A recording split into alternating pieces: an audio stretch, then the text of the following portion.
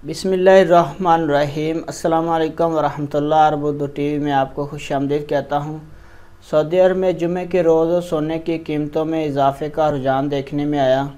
24 कैरात 1 ग्राम सोने की कीमत 216 रियाल और 87 हलाला रही। आजल वेबसाइट के मुताबिक 1 ग्राम सोने की कीमत 199.77 रियाल में फ़रोख्त होता रहा। गोल्ड मार्केट में 18 कैरात 1 ग्राम सोने की कीमत 162.66 रियाल में फ़रोख्त हुई। 14 कैरात 1 ग्राम सोने की कीमत 126 रियाल और 51 हलाला पर बरकरार रही। सऊदी अरेबिया में गोल्ड मार्केट के 1 औंस सोने की कीमत 6,745 यानी $1798 रही। सोने की गन्नी यानी कि जो सोने की ईंट जिसे बोलते हैं, बिस्किट वगैरह, उसकी कीमत 1518 रियाल में फ़रोख्त होता रहा। सोने की कीमतों क्या हम अपडेट सऊदी अरेबिया में आपके साथ शेयर कर रहा था। अपना बहुत सारा ख्याल रखिए। अस्सलाम वालेकुम वरहमतुल्लाह।